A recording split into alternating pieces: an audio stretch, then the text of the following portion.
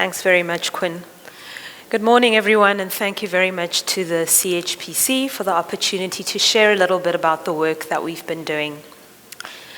I'm going to speak specifically about two cases or two projects looking at congenital heart disease and thrombosis, and the main technique that we're using is computational fluid dynamics, which is traditionally used in mechanical engineering and also in part developed by mathematicians, and it is able to describe fluid flows in a wide range of contexts, including the human body.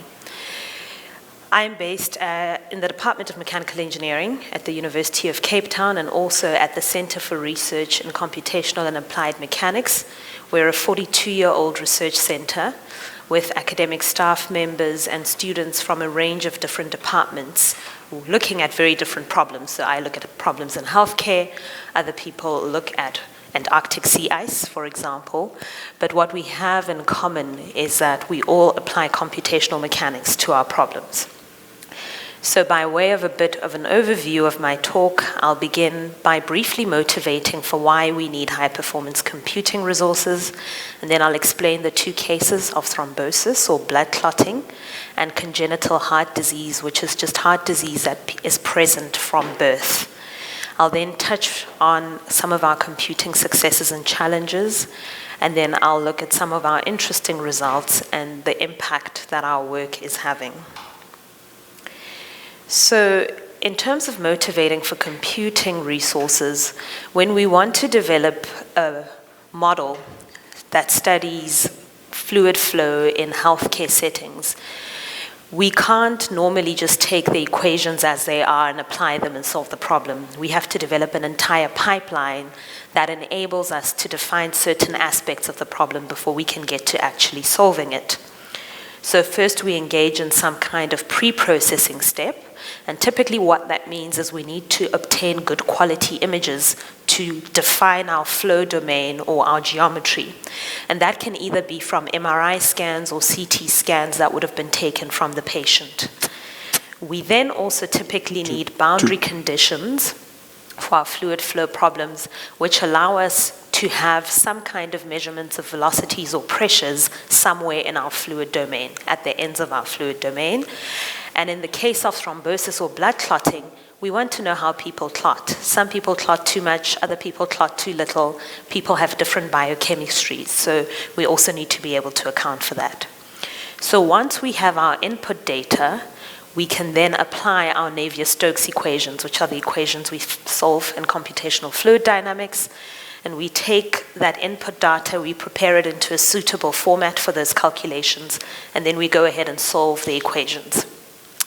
What then comes out the other end is a file with lots and lots and lots of numbers, which is very hard for the human brain to understand without a further post-processing step where we can then take that data and prepare it into graphs or images that allow us to make sense of what we're seeing. And then finally, we could do all of this and it could be pure fantasy. So we need to ensure that our simulations actually in some or other way replicate physical reality. And typically we can either just find data in literature, or we go ahead and partner with people or even learn how to run experiments so that we have data sets that allow us to validate our computational simulations. Now, where is HPC in this? When we solve those equations, typically we're solving at least 4 equations on up to 18 million little cells for each of those cells over multiple time steps, iterating over and over and over again. So as you can imagine, that's massively computationally expensive. So we need a lot of processing power, and when we get the data out, we also need to be able to store it and access it in a suitable format. In terms of the pre-processing and verification and validation steps, we also need to be able to store that data and access it. So when we get the MRI scans or the clotting profiles from the doctors, we need to be able to store it in an anonymized fashion, which is quite easy for us to access in our simulations. And then when we've run the experiments, typically we take massive videos and get huge data sets, which again, we need to be able to store and access easily. Our data storage and access systems aren't that great at this stage, so that's something we're hoping to improve on. So on to our first use case. We study thrombosis or blood clotting in a range of diseases, and our starting point was looking at cerebral aneurysms. And what an aneurysm is this is a picture of all the blood vessels on the brain, and circled in red over there is quite a big circle. And if you look at it over here, this is the main parent vessel through which blood should flow, but sometimes the wall of the vessel gets weak and it balloons out. And like a balloon, it's at risk of popping as blood goes into there. So one of the things that's been noted is that often in this disease, you also see a lot of blood clotting. And blood clots can be good or bad. Good ones would be ones that just develop in the aneurysm and then prevent any flow from going in there, thereby reducing the risk of rupture. However, there are a number of challenges. The first is that different aneurysms look very different in people. So if you go and look at MRI and CT scans, aneurysms don't all look the same. The second challenge is that people clot differently. So you aren't guaranteed that you're going to get the kind of clot that you want in an aneurysm. And doctors often treat aneurysms by putting a stent inside the parent vessel so that they reduce the amount of flow going into the aneurysm and thereby induce a clot or cause a clot to form. But again, it could go in a good or a bad direction. So our task here was to develop a computational model that's patient-specific that enables us to predict clotting on a per-patient basis in aneurysms. So the first step of just reconstructing this geometry from MRI or CT scans is already computationally intensive. And then we went ahead and developed the model, and what we can get from our model is we can compute the blood flow, we can compute the kind of chemicals that are present in the clotting process, and then finally we can predict what the clot will actually look like. So the top line is a case where there is no treatment device, there's no stent in place. The second line is a case where there is a stent in place that's put in the parent vessel, and you can see at the end that the clots look quite different. So for this specific patient, it would be good to put a flow diverter in place. Now, once we'd done that, I hoped for about 5 years that someone was going to go and run the experiment that would allow us to validate these simulations, and no one did. So I went to Stellenbosch and spent time with collaborators who know how to grow blood clots, and I learned how to grow blood clots because they don't do it in flow. And then I went and worked with collaborators at UNISA who had a flow system which we could then put together to grow blood clots in flow. And so this picture over here is our experiment where we're able to account for the growing blood clot over time. And this is a particle image velocimetry experiment where we have the flow field and we use lasers and high-speed cameras to actually get measurements of what the flow speeds look like. So this experiment allowed us to validate our computational simulation. From there, we were then able to go back to our computer experiments and look at how clots look in different configurations of aneurysms. So all of this work is data storage intensive in terms of the physical experiment. Reconstructing these geometries and running these simulations is quite expensive as well from an Chpc point of view. So we've been fortunate to be able to access the facilities at the Chpc in order to do this work. And I'll mention that this work was done by Jean-Marc Chimanga and Wei Hua Ho, in addition to our Stellenbosch collaborators, Ricia Pretorius, who helped us learn the clots, and this is Tinashe Ngwenya's work when he was a master's student. So our second case is a slightly different disease, still a disease of the blood vessels, but we're not looking at blood clotting. We're looking at a disease called coarctation of the aorta, and I'll explain what that means in a brief second. But this is a congenital heart disease, which means that when someone is born, the disease is present. And so they have to manage it over the entire course of their lifetime. And this came about from partnerships for children with heart disease in Africa. They keep changing their acronym, but they wanted us to have access to some of their data to see what we could do with our tools. So in coarctation of the aorta, you have the aorta, which is the main blood vessel coming out of the heart and carrying blood to the rest of the body. People born with a coarctation have a narrowing in a section of that aorta, which limits the amount of blood that is transported around the body and also creates high blood pressure in that zone. So how they treat it is the doctors just sometimes cut out that section and join the other two sections together, or they stick a balloon into the aorta from the inside and blow it out. So what they said to us is, how much should they blow it out, or how little can they blow it out and still get some benefit from a fluid dynamics point of view? Because the more you blow it out, the more you cause damage to the actual vessel wall. So we built a simulation that played around with opening it ABC to different widths so that we could see how the computational fluid dynamics results looked. What was also quite nice about this is that in addition to being able to give us geometries of the aorta, the doctors had echocardiography measurements of the velocity flows in that actual vessel. So we were able to take that and use those as boundary conditions for our fluid dynamics equations. So we did that and we ran the first set of simulations, but then we ran into a slight problem. If you get these echocardiography measurements, typically you want one for every single end point of your geometry, which means that the doctors can't measure that all at the same time. They have to move the probe around and take measurements at different points in time. The heart rates vary because your heart beats faster perhaps when you're nervous. It's people who are 2 years old, so they're moving about on the bed. So some of the measurements that you get aren't quite great. So we were finding that our computational fluid dynamics results weren't quite obeying the laws of fluid mechanics because of all those measurement challenges. So we then said, can we use some kind of machine learning algorithm to enable us to get perhaps incomplete sets of data or sets of data where you don't have the same heart rate and get out output velocities which we could plug back into our computational fluid dynamics simulation. And this work we've been doing with my colleague Amit Mishra and a student Vincent Bunabantu who's really been driving this work. Now, the thing with looking at a disease that affects children is that children are guaranteed to grow. So you can come up with a solution for them when they're 2 years old, and you're guaranteed that in a little while, they're going to be bigger. So what was true in terms of their fluid dynamics at that point in time may not be true 6 years later, or another 8 years later. So the doctors asked us if we could perhaps incorporate a growth model, which is the work of Nasonkwe Hampwaye, which we've been able to do so that we can see how does the fluid dynamics change as the person grows. So these are two use cases.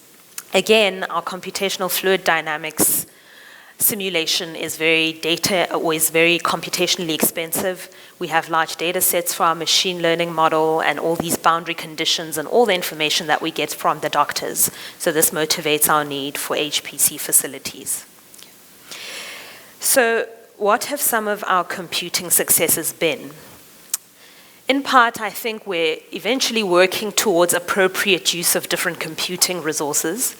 So for example, this machine learning boundary condition algorithm takes 1 minute of runtime on a laptop, which is super quick. Similarly, the agent-based models for accounting for growth can simulate a 6-month growth period in about 3 hours on a laptop. So we can get information out quite quickly there. The computational fluid dynamics simulation, on the other hand, is quite computationally expensive and takes a long time to run. So on one node with about 40 cores, we need 2 days of runtime to simulate 2 cardiac cycles. A cardiac cycle lasts 0.8 seconds. So it takes 2 days to simulate 1.6 seconds of runtime. Okay. So I think we've more or less figured out what computing resources we need and we run them appropriately. However, with that very same framing, the problem is we are often having to bridge very different timescales. So we're having to bridge the timescale of the cardiac cycle, which is 0.8 seconds, to growth models which take place over 6 months, and get these modules to talk to each other.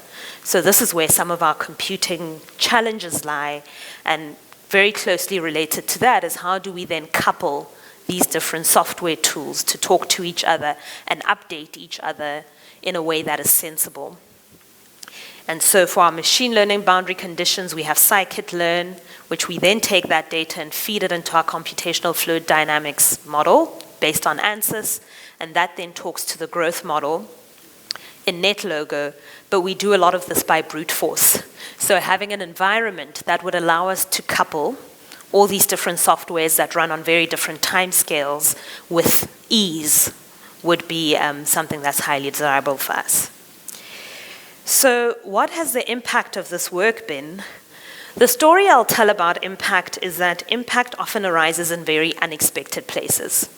We set out in a particular direction, going, we're going to develop patient-specific models, and hopefully in 20 years' time, we will see this being used as routine practice in clinic.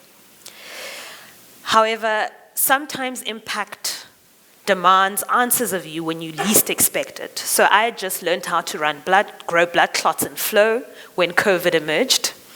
And one of the things that was seen in COVID is that there were lots of tiny microclots in the lungs. And because they were so small, it was hard to see them on a CT or MRI scan. So my colleague in Stellenbosch who grows clots had a lot of access to COVID samples because she's a specialist in clotting, and said, can you come over and help us build a little flow setup so that we can see how these COVID clots look? So I went over and I took my flow setup. We used their microscope and their COVID samples. We grew a healthy clot in a tiny microchannel, which is about 400 microns wide. And then we grew a COVID clot, and look at the difference in size. There's a healthy clot or clot from healthy blood, and there's a clot from COVID. So these things were massive, and they developed very rapidly. She's since carried on with her work looking at long COVID, because in a lot of long COVID cases, there's still a blood clotting problem. But what we said is it would be quite desirable to actually have a diagnostic device that can help diagnose clotting in a doctor's room without the need for a lot of fancy kit and microscopy. And so we've been working with collaborators in China for the last year and a half at the Shandong University of Technology. They have an advanced laser manufacturing lab, and they've produced the second prototype of this diagnostic device, and we're currently putting it through tests. It won't, hopefully, only be useful for long COVID, but for general inflammatory diseases where you have thrombosis. And they've designed quite a clever little pump geometry that works on a capillary system, and we've since then gone back and run the CFD simulations for those, which again, very computationally expensive, which is helping advance the prototyping process so that they can understand how the fluid flows through this chamber and control it better as it moves through. So, in short, I'd like to acknowledge all of these people who've been involved in this work. It takes a big village to do good science. And the thing I enjoy most about my village is that it's been a very open village. It's been a village that has enabled us to explore, to play around, to make mistakes, to break things. And what's been quite encouraging about listening to a lot of the keynote talks here this week has been that openness, or that realization that AI and HPC is increasingly going to need to serve wider communities of people. And it's encouraging to hear that people are thinking about, for example, in the Dawn cluster, how do you have space for people to break things safely and be able to experiment so that we can advance science in the work that we do. And a big thank you to the CHPC. I have to give them special mention because they were the first people who believed in this work about 10 years ago. So thank you.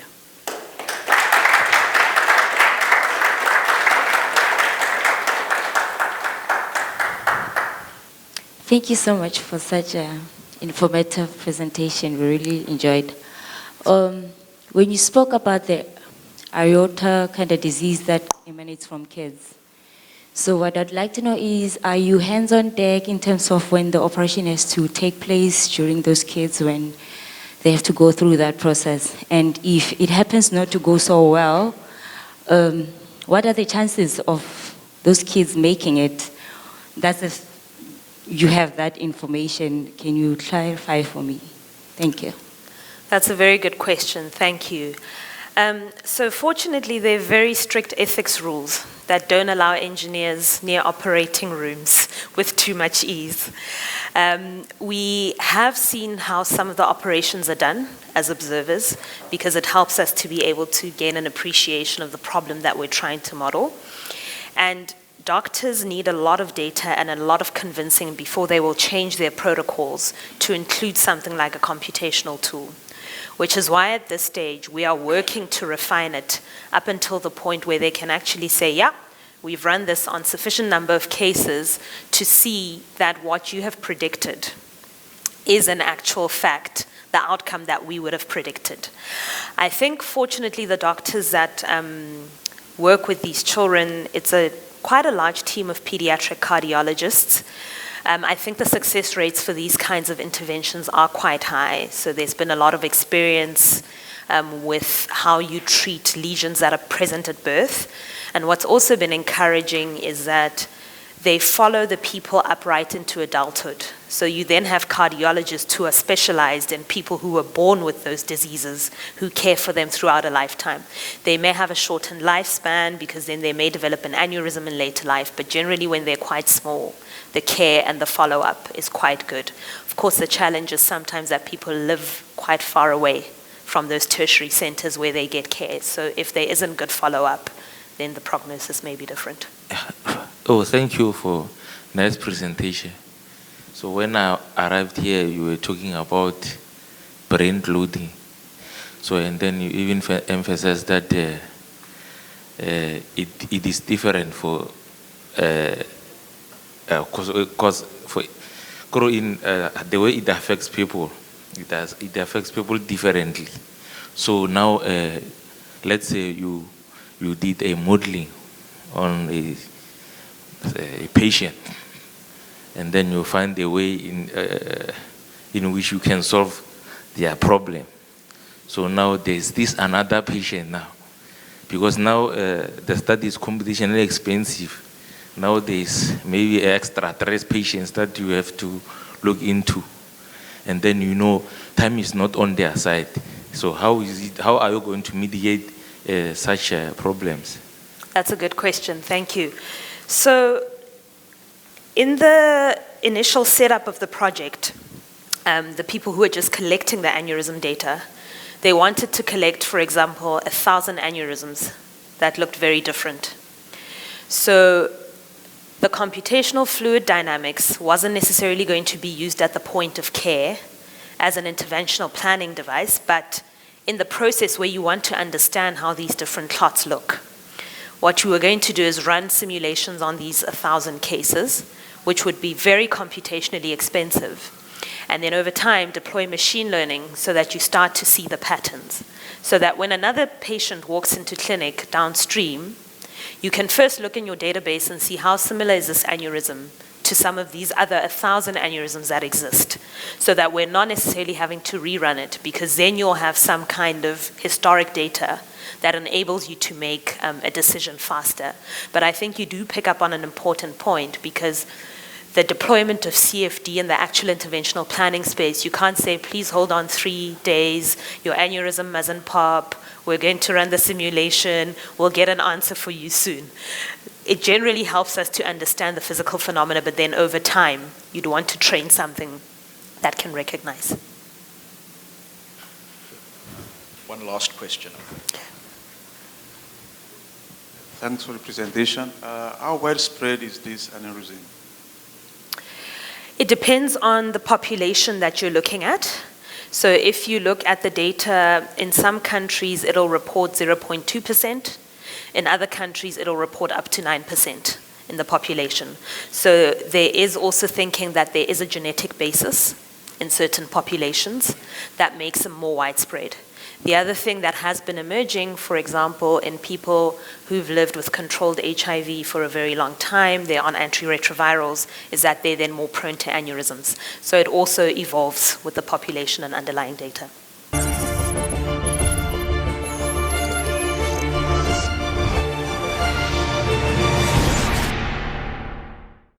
Morning, everyone. My name is Mpongwepe from Nelson Mandela University.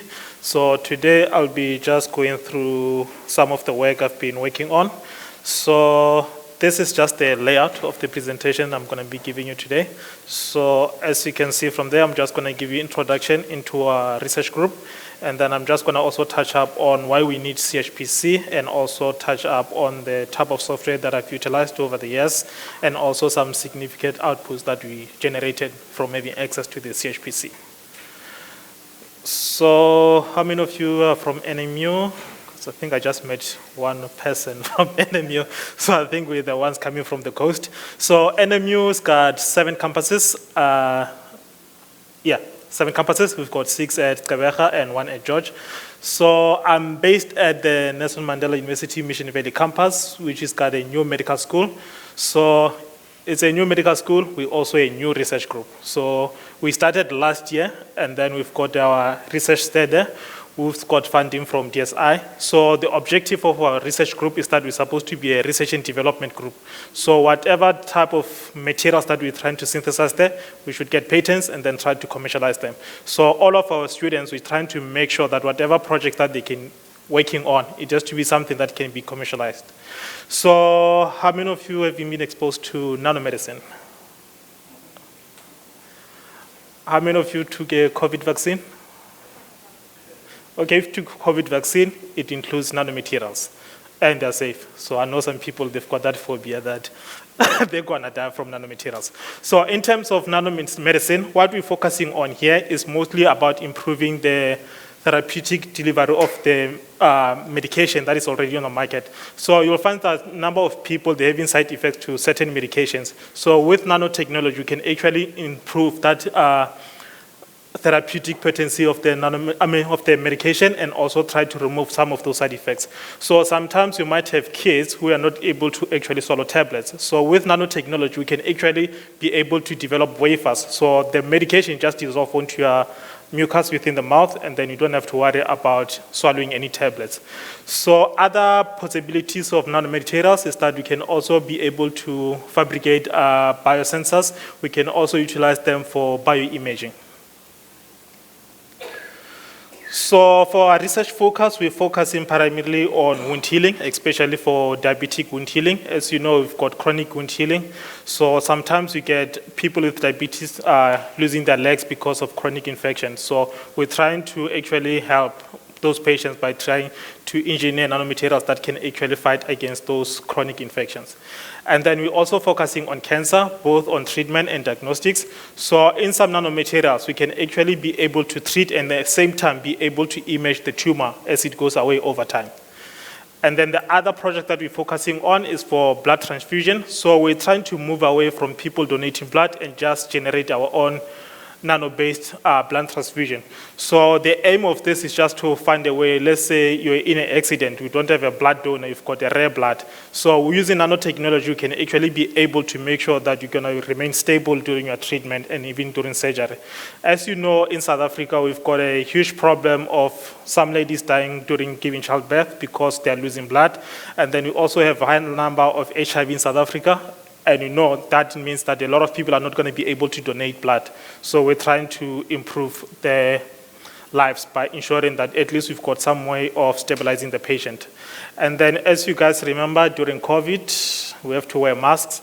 So we now also have a project which focuses on airborne pathogens. So what we're trying to do is try to design a robot that can actually be able to clean the room by getting rid of all the air pathogens. And this can also be applied in the hospital settings because most people who go to the hospital, we come back there getting infected with something else.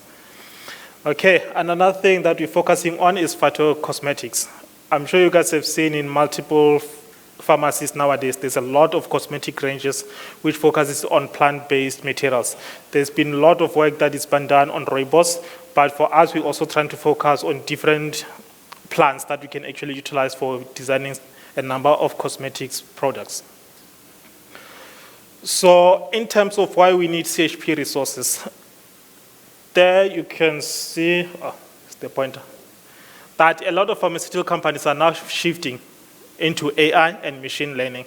So which means for us as chemists, we're going to be useless in a couple of years because computers are doing everything for us. Even now with robotics, it means jobs, they won't be there for us anymore. So it's good also to ask for us to learn how to utilize some of these instruments so that at least we can still be relevant when these pharmaceutical companies are getting into AI. So in terms of nanomedicine, some of the important things is that we actually want to simulate these nanomaterials and see how they actually interact with the cells within the body. So some of the issues that I know in terms of nanomedicine is that most people are concerned about if you're exposed to these nanomaterials, how are they degraded within the body and how are they going to be excreted? So we actually need to do some of this simulation in order to prove that these nanomaterials can actually be able to be removed from the body, and if they interact with the cell, they're not causing any harm to the cell membranes. And also the other thing that we're interested in as we mentioned, is for drug delivery. We want to see how these drugs are actually released once they enter into the cells. Let's say, for instance, we want to target certain tumors within your body. We actually want to make sure that those nanomaterials, they're going exactly where they're supposed to go, and then they release the drug either from an external stimuli. So in terms of an external stimuli, we can actually expose these nanomaterials either to electronic sound. We can also expose them maybe to UV light, and then they can start releasing the medication based on the type of external stimuli we're giving them. So these are some of the softwares that we've been utilizing at the Chpc. Gaussian, which is the most common one, and then we've got Orca. And then lately I've been using Chromex, especially for nanomaterials. I've also used NMD. Autodoc, I've used it most of the time for docking studies, especially for drug discovery. And then we also have got access to Schrödinger. And then during my PhD, I've used a little bit of OpenFOAM. During my PhD, my project was focusing on inhalable drug delivery system, especially for TB patients, especially we're trying to target pediatric patients. Because the thing is that we don't want the patients to keep on taking tablets. And then, as you know, TB affects the lungs. So if we can actually design a drug delivery system that can actually deliver the drug straight to the lungs, we can actually improve the length of how long you're going to be taking the medication. So by using CFD, we can actually be able to predict where within the lungs those nanomaterials are going to be deposited. So some of the computing challenges and successes that we've had. So based on quantitative structure-activity relationship, I managed to design one of the novel antibiotics while I was doing my postdoc at VETS. So by using QSAR, we managed to actually identify where to modify some of these antibiotics. So papimedic acid, one is administered for maybe treating E. coli. Some of these antibiotics, the bacteria is actually becoming more resistant to this. So it is ideal to try to identify derivatives. So by using QSAR, you can actually identify which region of the molecule that you can modify to increase the potency of that molecule. And then I've also worked with one of the collaborators from Malawi, where we're actually able to identify and modify some of his structure for anti-malaria. And then during COVID, we also looked into utilizing a number of natural products. So during COVID, through the collaborators with some collaborators from Nigeria, they went and identified which medicinal plants were actually being utilized across Nigeria. So from there, I managed to assist them by identifying which phytochemicals were the most abundant within those plants, and then we were able to identify which one was the most potent. So we found that the mango actually has got one of the most potent phytochemicals that's got antiviral activity. And then we also went on literature to confirm, and also there were lots of studies that shows that actually this compound was very active. And then also at VETS, while I was doing my postdoc, I managed to identify one of the most anti-cancer compounds by using camptothecin, by using for screening. So as I've mentioned, some of these drugs that are already on the market, cancer can also become resistant to some of these drugs that we're actually utilizing. So by using pharmacophore modeling, we can actually be able to identify other compounds within plants that can actually be extracted from plants, and then do retrosynthesis, we can actually get new drugs.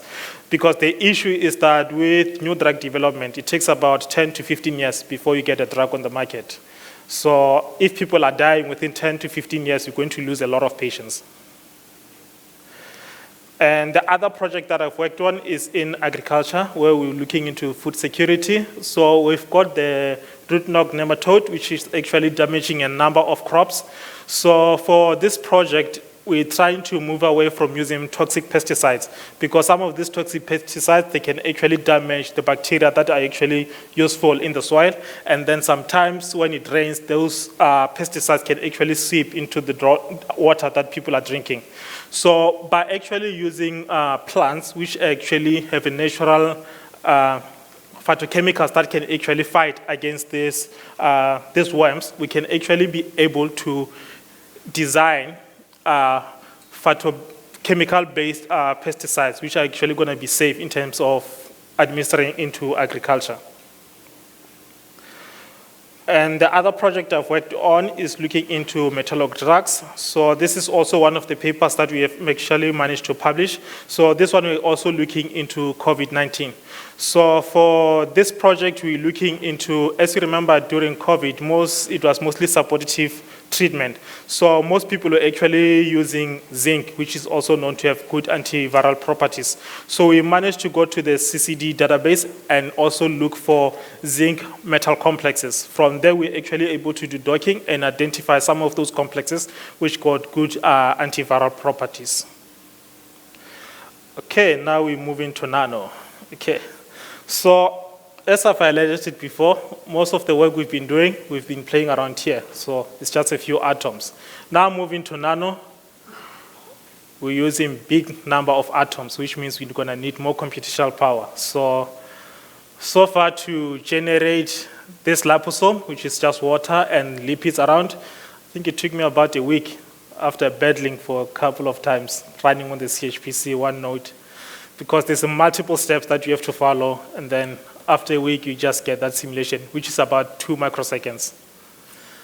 Okay, and then for creating metallic nanoparticles, there's a number of certain sites where you can actually get the crystal structure of the metals that you're working with. So in terms of this project, we had some pharmacy students who are working on designing nanomaterials for wound healing, especially for diabetes, like I've mentioned before. So what is that they just take your copper salt and then you mix it using aloe vera.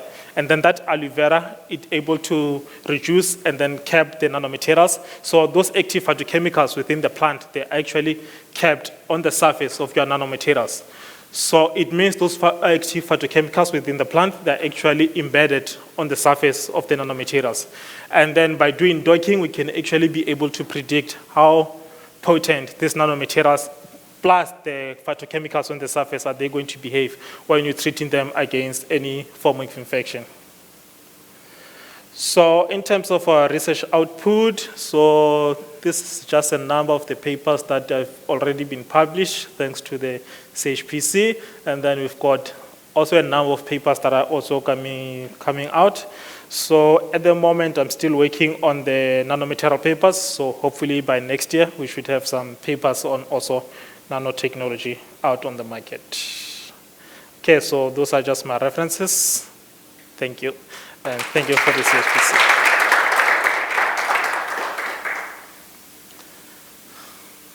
Thank you very much. Paul, that was really, really interesting to hear what you guys have been working on. I think this whole sort of field of nanomedicine and everything is going to really change the world. Yeah. Do we have any questions from the audience? I think you've solved all their problems. I think there's a question. Please take it away.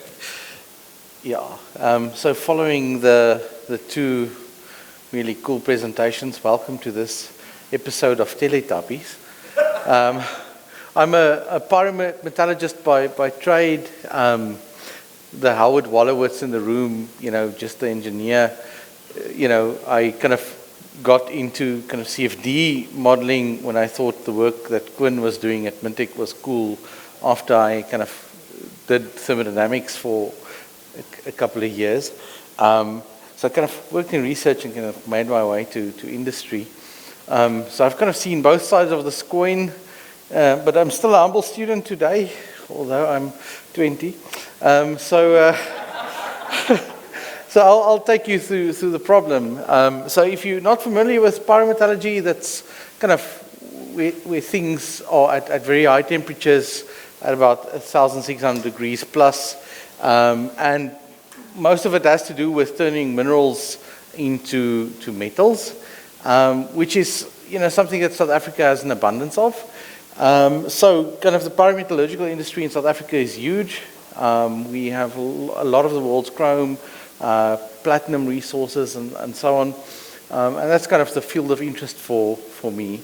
And pretty much the reactions are melting with a little bit of reaction, and then things separate out. So if you ever wanted to know what the definition of smelting is, it's melting with separation. And that separation can be separation of oxygen with the metal. It can also be just something, a set of molten oxides or molten lava and the metal, and they separate by density. And that's pretty much how pyrometallurgy works. So congratulations, you've just gotten a 4-year degree.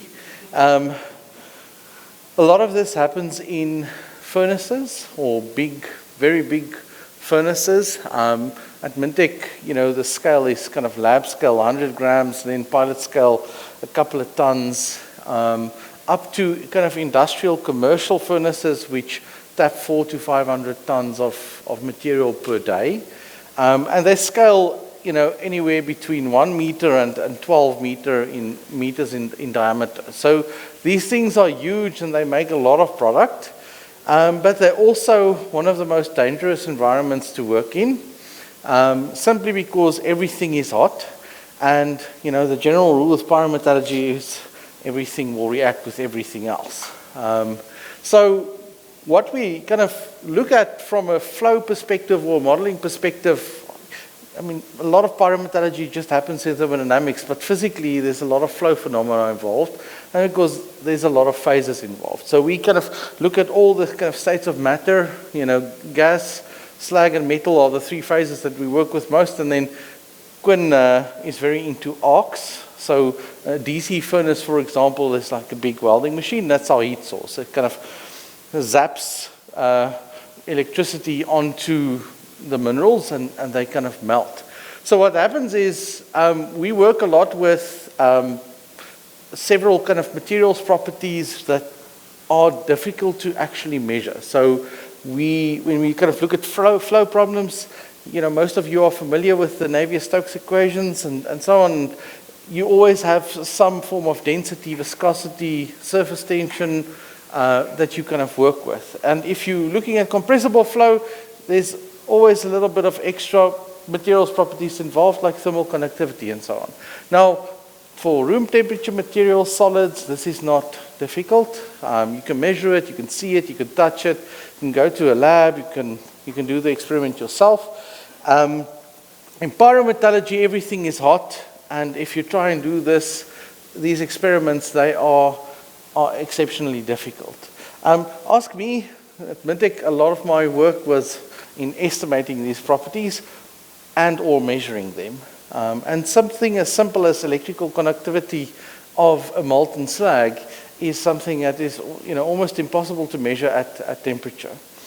So I told you that these things minerals melt and they separate out in metal and slag, and you can kind of see the 2 layers there.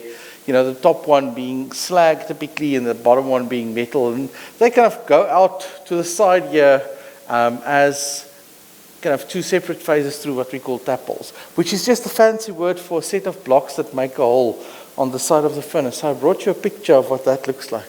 So, whoa, whoop-de-doo. Again, Teletubbies. So a lot of molten material flows through those tap holes all the time. And on the left-hand side, you can see a nice new tap lock. It's literally a hole in a piece of graphite in this case.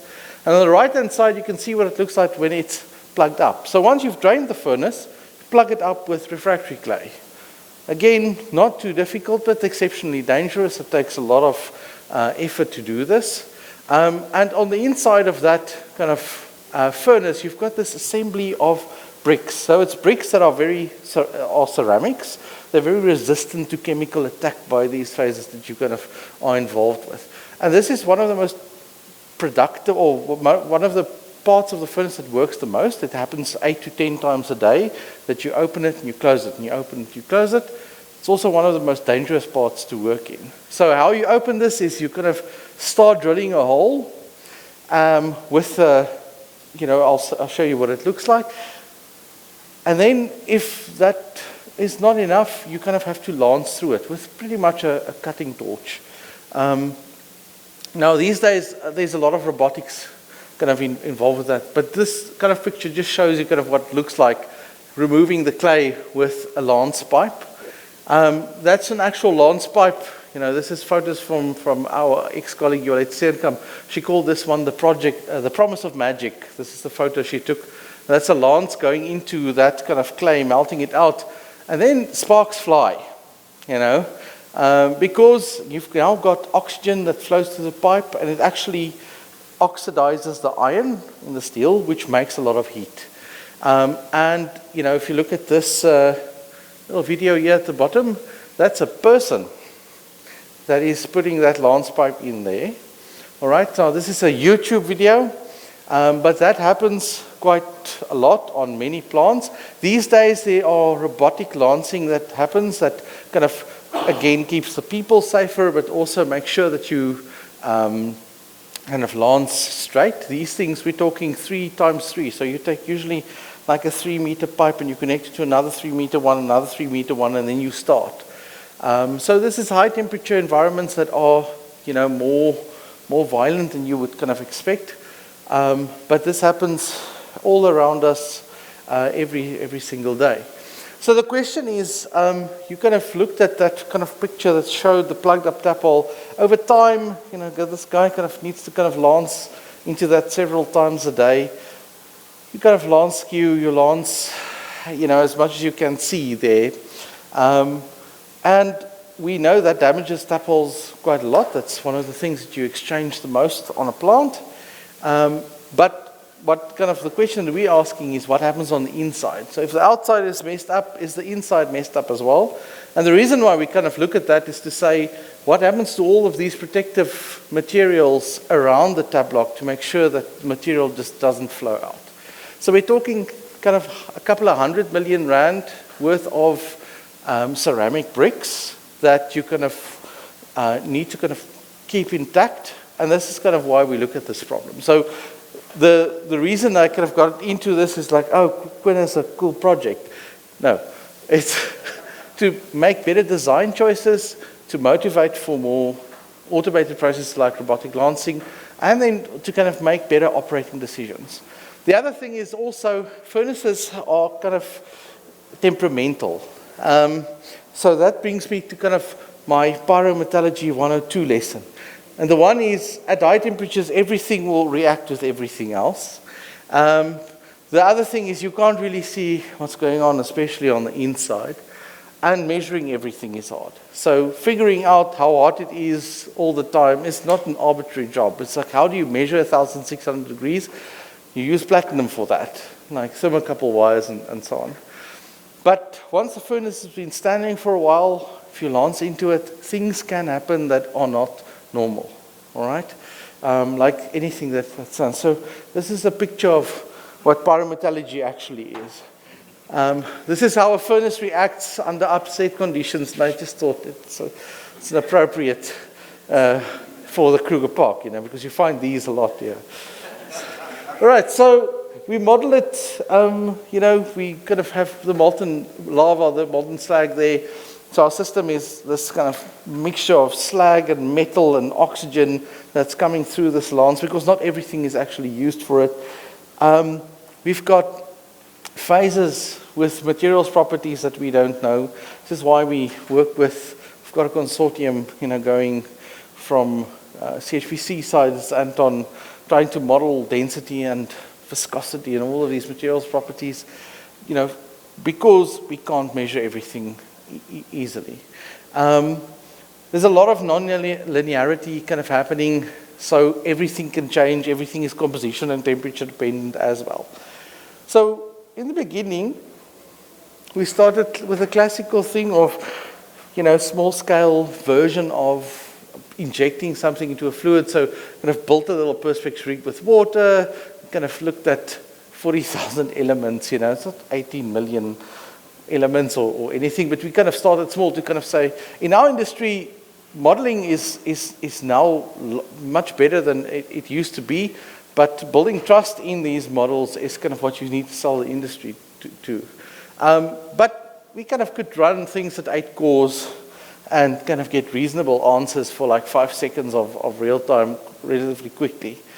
Then we kind of moved on a bit, and what you kind of see in front of you are all cases that said, let's make the materials more realistic in terms of materials properties for the solver that we're going to use, because we did everything in open foam.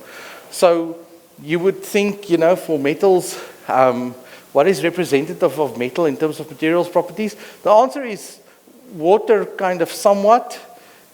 For slag, there are very few things that have this similar kind of density viscosity combos, for example, that make sense. So there are mixtures of stuff that you can do. So we made cool videos, and then we made some more cool videos, and we kind of scaled up the models a little bit. So unfortunately, you know, I didn't adjust the time scale for this, but this is a mercury droplet moving through some silicone oil, for example. And what we kind of would want to do, you know, over time in this work is just kind of make sure that we capture the dynamics as far as we can, and then capture what we can't quantify yet. Because if you kind of give a computational model result about the degree of mixing between two fluids to a purist, a pure pyrometallurgist, for a kinetic model to work out the right, they need to have confidence in what it can and cannot give you. All right. So, industrial scale-up of these problems, and there are a lot of these furnaces with a lot of multi-phase flow problems waiting to be modeled. Hashtag PhD projects waiting to happen. Suffer with me, please.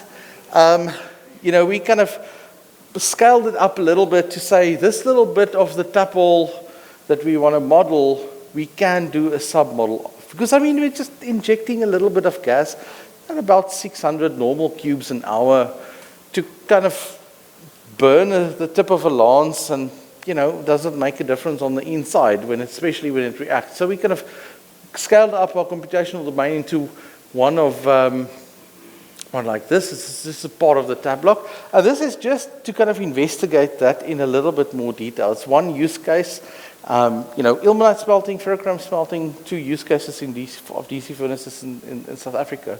It's kind of the framework we built, kind of to say, okay, you know, this is what we're gonna simulate. From an analytical point of view, if you ask a guy in the plant, what do you think happens? One will tell you nothing, the other one will tell you this is why the furnace boils over.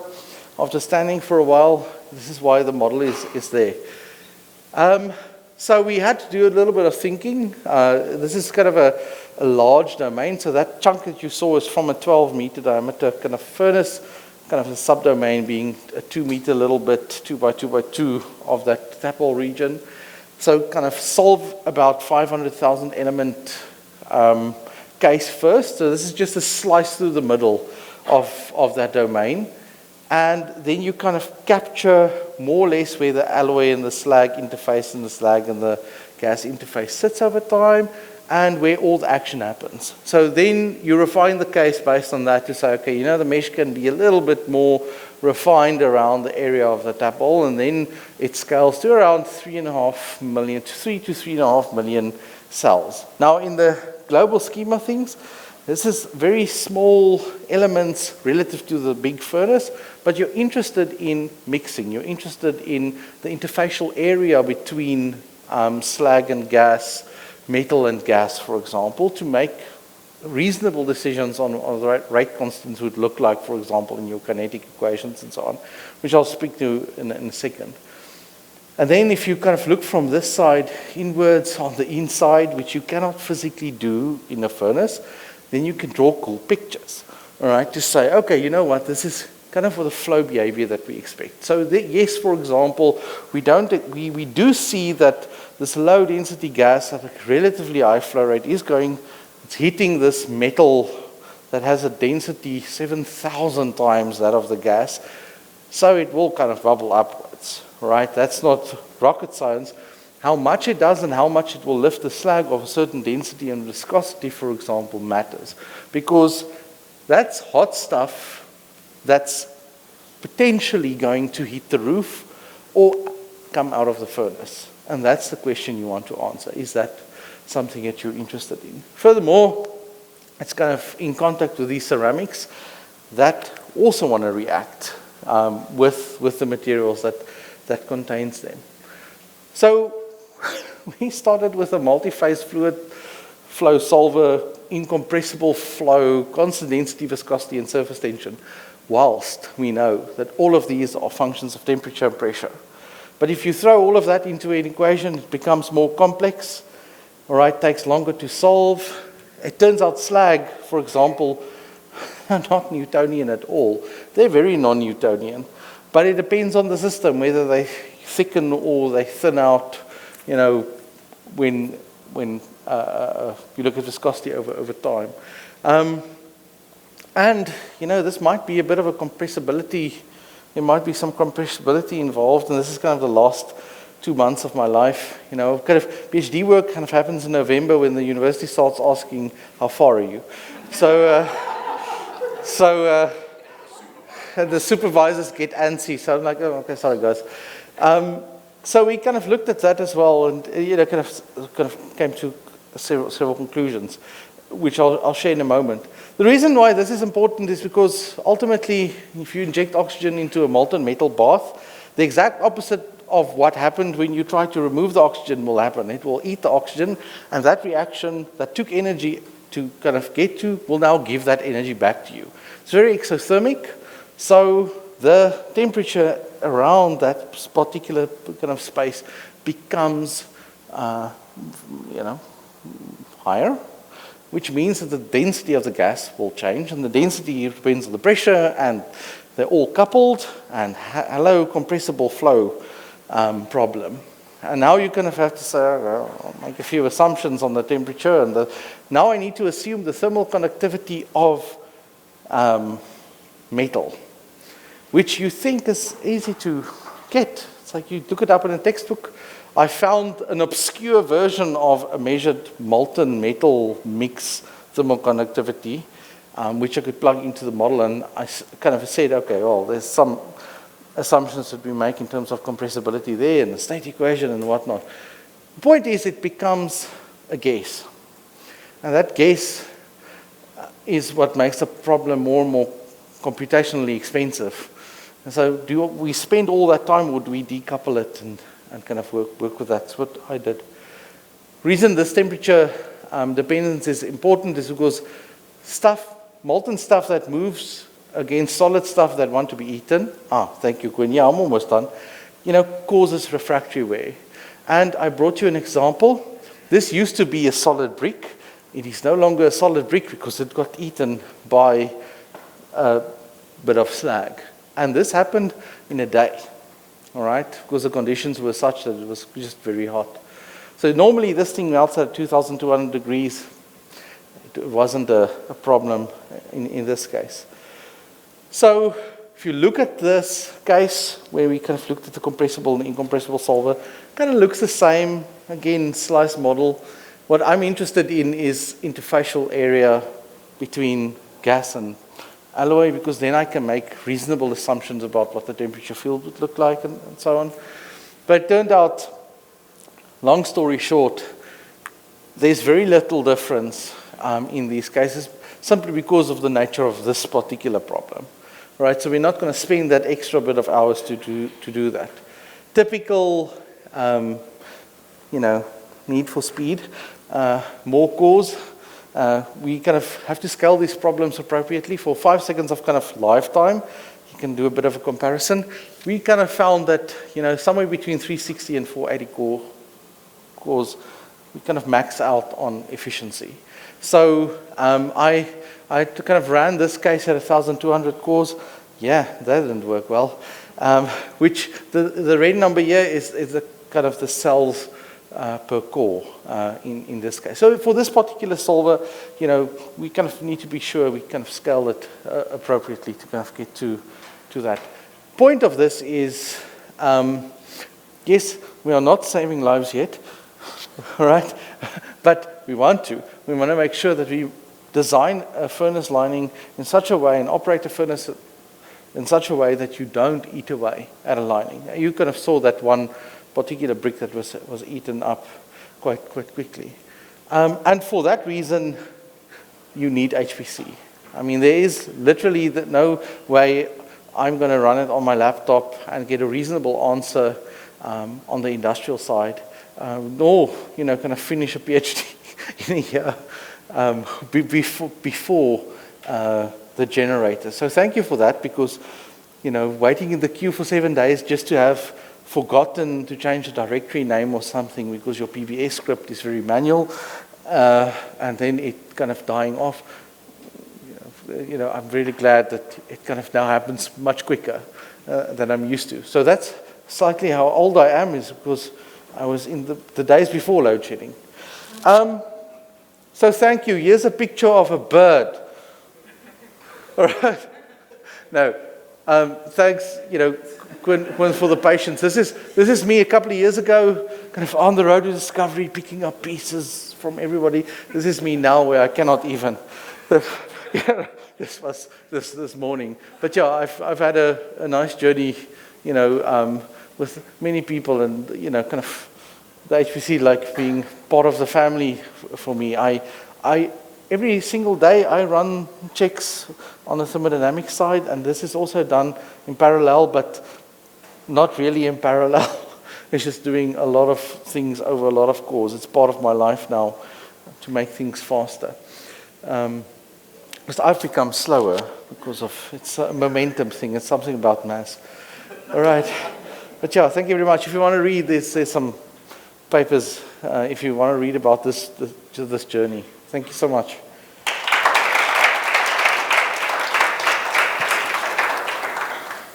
Thank you very much, Marcus. Entertaining as always, and really interesting to see how far. In fact, I don't think I've seen a lot of these results. So you're keeping stuff from your supervisors. Yeah, it's what happens. It looks a lot better than I thought it was at. So good. Any questions for Marcus? If it has to do with the upside down triangle, I don't know. Righto. Yeah, open foam stability. You've gone multi-phase, which I've experienced with open foam stability, huge problems. Compressible, more problems, big ratios of density between gas and fluid. I'm very curious to know how you've managed to persuade it to not blow up in your face all the time. Luck. Thank you.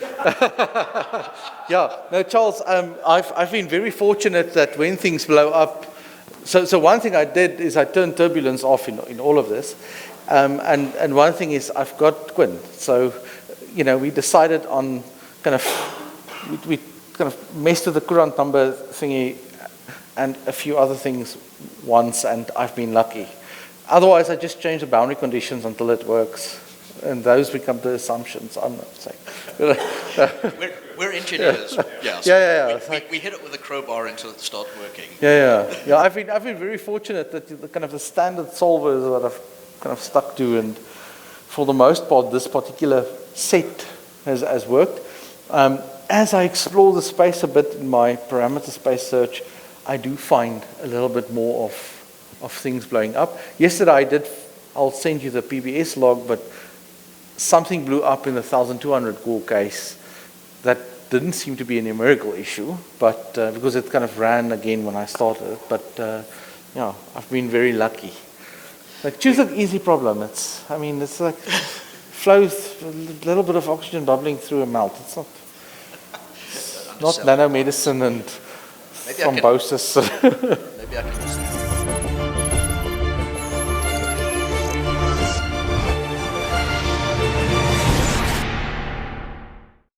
But we are very much looking towards questions or topics you want to raise, and we also later I will introduce a few of the people in the room, because some of the newer users, you hear the names, maybe you interact a lot, but you never see the face and maybe the person. So this is the opportunity also for this. Most of the CHPC people will be in the room.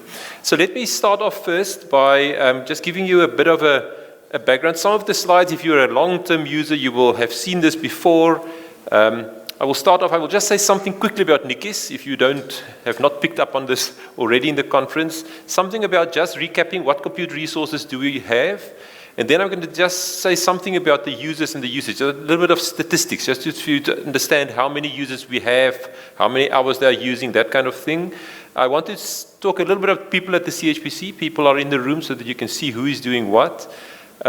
Something about the training initiatives that we do, and then practical access and the use of the CHPC. This is where we can then talk depending on what the questions are. So You probably have seen this already, Nikki's. I mean, you see it in our logos. I mean, the branding of CHPC has changed a long time ago. I still see in some presentations the old CHPC logo.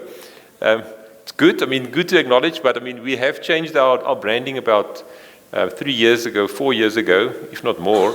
But of course, Nikki's consists of CHPC, Sunrain, and Derisa. And CHPC is the computing services, Sunrain the networking services, and Derisa the data or storage of data services, and so on. So that is just to put Nikki's in context once again.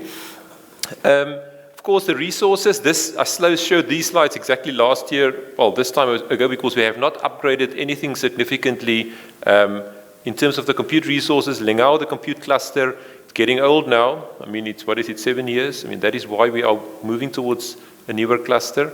That is our petaflop system.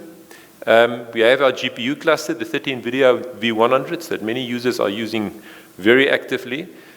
If we look at the statistics of what the GPUs are doing, it is basically molecular dynamics calculations for chemistry applications, drug dockings in proteins, and of course machine learning. And yeah, we recognize that we need more of this. And then we all mentioned last time already that we have a production cloud, so users requiring, say, cloud service or setting up their own cloud environments to do specific things, we are open to this, and you are most welcome to approach CHPC. But for today, we're going to speak mostly about the HPC. And I put this graph because this gives us a very much a bird's eye view of what has been happening on the Lengao cluster over, what is it, the 7 years. I mean, so we have the cycles of use of this cluster. So the blue one is the total number of compute hours that's being used on this cluster. And you can see that it goes through a distinct maximum.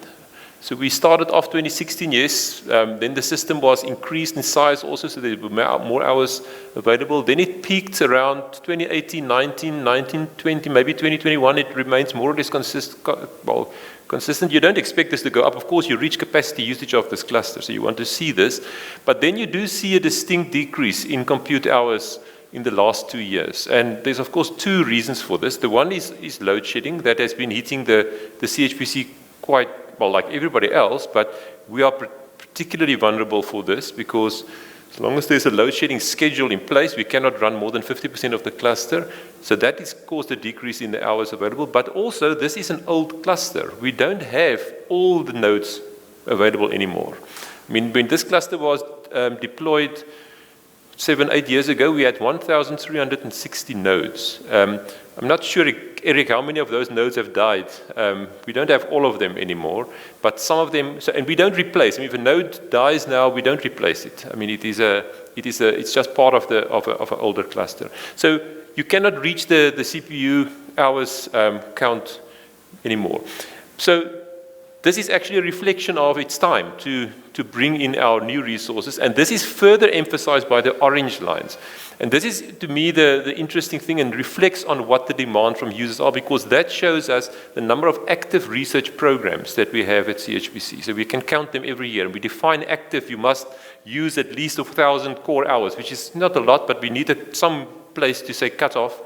Then you are defined as active. And that has steadily been increasing. So no matter the fact that the compute hours goes down, there is more and more active programs.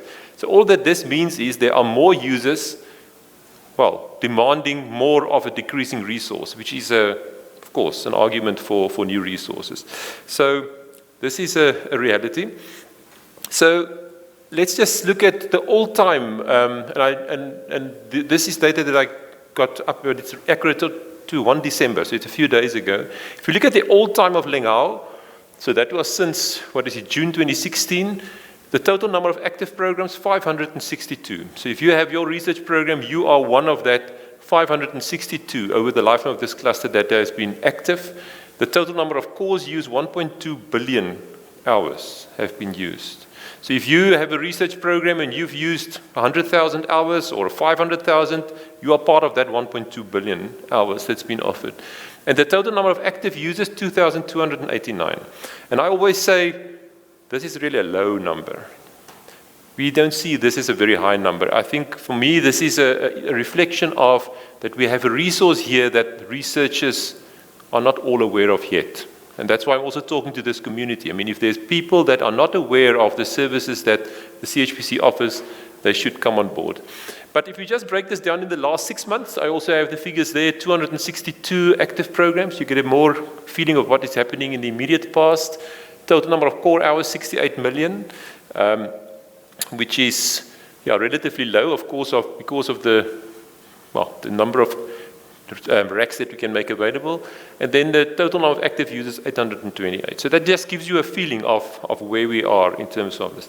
Then, if you have seen my slides before, I like my pie graphs. Not everybody likes pie graphs, but you still do get a good reflection. So who is using this cluster? And again, this is the only one I'm going to show about all time. The next ones will be more recent. So the all-time usage of Lengao, the number of active programs. So again, we define a program has used more than 1,000 compute hours. 70% of those programs, South African academic community. And it must be in the majority, because this is the purpose of this cluster, is as a national research facility for South Africa, and where the most research is being done is at university. So it should be the most. And so it's reflected there. But of course, the other sectors, like the South African public sector, these are your Agricultural Research Council, your Weather Service, the CSIR itself makes up 14%. And then our African partner countries. We have a number of African countries that also make use of these resources. The whole SADC region can potentially use it, and there are many using it, and also the SKA partner countries. So that is about 9% of all the programs, and 7% is industry. This is the private sector industry. So, I mean, all except the industries are using this resource effectively for free, in the sense that you don't pay for it, but of course you need to have your research outputs and report on it, whereas the industry uses it on a cost recovery basis. So this is the active research programs. If you look at the actual hours being used, that is the graph on the right, 79% the South African academic community. You can see there the industry, the private sector reduces, well, we say 1%. I think it is actually rounded off. It might be 0.56%. So it is really a small fraction. So when it comes to private sector, we are still encouraging that sector to take up more usage. But again, it reflects where most of the research is being done in South Africa. So let's just look a little bit more recent. So in the last 6 months, the picture changes a bit, and you can see where is the most activity now. In terms of number of research programs, 68% at academic community. The public institutions, 13%, African partners, 14%. So it's not a big difference, but the number of active programs you can see stays more or less as it was for the past 7 years. And when it comes to the actual hours used, there you get the same kind of picture. This is busy, but it's purposefully busy because this shows us the South African universities. So this is where the bigger sector of users comes in. And the first message with this slide is always, there's no single university that's got 90% of the programs at the CHPC. I mean, the purpose of this facility is to be a national resource for all universities. And I think you will agree it's reflected very well in this graph in terms of the distribution of research programs. Yes, some have more, some have less, and there may be 1 or 2 academic institutions that have no programs. And remember, this is the last 6 months, so this is what happened recently. There are some that are not on it, but still a good reflection in terms of research programs. And if you then look at the hours that's being used, you can see it's still quite a good distribution. But it's interesting that it doesn't mean that if you have a lot of programs at the university that they also use the most hours. I think I like this example of the University of Limpopo. You will see on the left-hand side, University of Limpopo only has about 2% of the programs, but they use 14% of the hours. They're actually the biggest single entity in terms of hours that's being used on the cluster. It's a very good reason. They have a very large research groups doing very, let's call it demanding material science type calculations, and the hours adds up. But this is the distribution. Again, it's relatively well balanced amongst the different institutions. And then the last set of the pie graphs is what domains are using this. And again, we want to say, well, we don't want a single domain to dominate it, but here it is a bit more reflected towards material science, chemistry. Those are the big numbers in terms of programs used, but you can see the others are also there.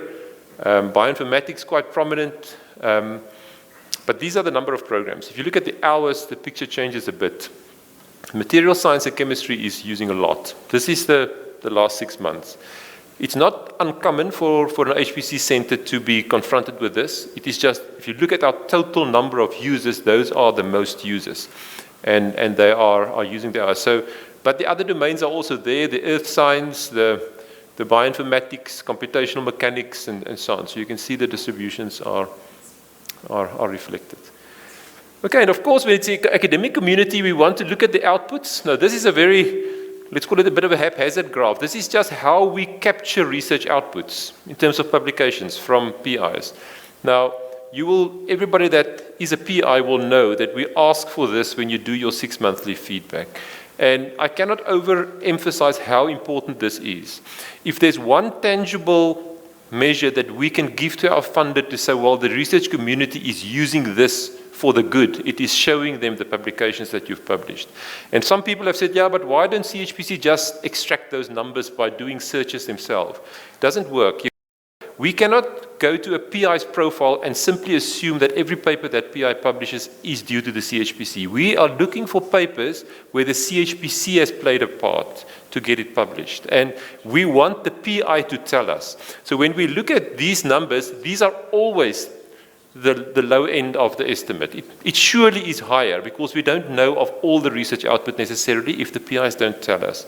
But you will see we have succeeded in the last few years to get the capturing a bit better reflected, and we are still counting. We have, this is until October. I've not counted now till the end of the year yet, but we are likely going to end up more or less again where we are now. So even with diminished compute hours that is offered to the community, the publications are still coming, and I just encourage PIs to keep on reflecting on this. Then we cannot get away from the fact that users are frustrated. This is the slide I used last year. You will see it was the 6-month period ending 30 November 2022. I was standing at the user forum. We said, well, let's look at what happened in the past 6 months on this cluster. And we said, well, you can see it doesn't reach 100% anymore. I mean, there's too many nodes that's not available. But there's also that periods of 50% or even below 50% where load shedding schedules are in place.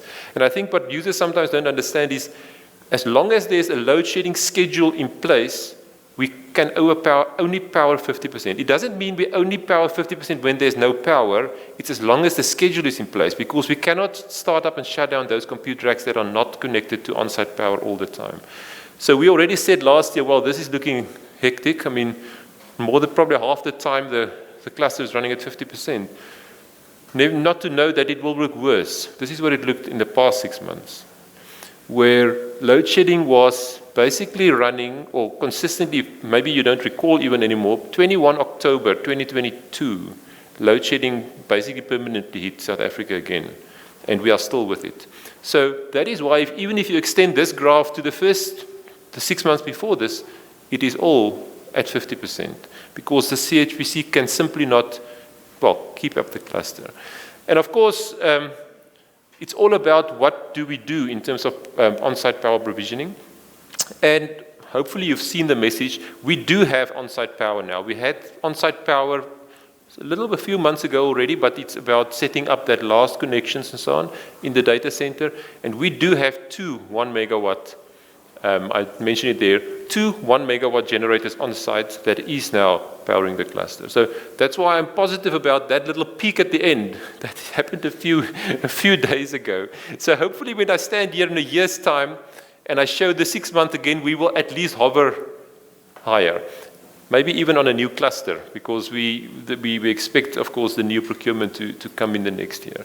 So, but we are acknowledging this, and I always tell users that if you are frustrated because your jobs are remaining in the queue, you can add or multiply that by 10 the frustration that we at CHPC have to offer the resource, because for us it is as frustrating and more. So at least there's a positive message now. We are running it. It has not picked up quite to 100%. I think users are still getting used to the idea that they've got a bigger cluster again. So, but it should. Then the next topic is storage and Lustre. And if you've not seen any of my messages on Lustre, then you are not reading the important communications from CHPC. Our Lustre storage is always under pressure. I mean, if we take away load shedding and we are at a situation where we have compute hours, we have compute, the constraint for users at CHPC should not be compute. It should actually be on the storage side, because our Lustre, I mean, I took this picture this morning, 7 December, our Lustre is at 81%. Despite the fact that I've sent multiple messages to PIs, please delete and remove your old and unused data. I think what PIs are underestimating, or maybe users in general, is underestimating how vulnerable this storage system is. If you talk to our technical support people, they will start shivering, because it is really, for us to maintain this storage, it's old. It's as old as the cluster. A Lustre storage system or a parallel file storage is not a place where you store your important data, or the only copy of your important data, and certainly not leave it for longer. So up until now, we had constraints here, and I've actually sent a message that we will start deleting data again, because we delete data that say typically older than 180 days. We're now going to do 120 days because we simply need to reduce that number of 81%.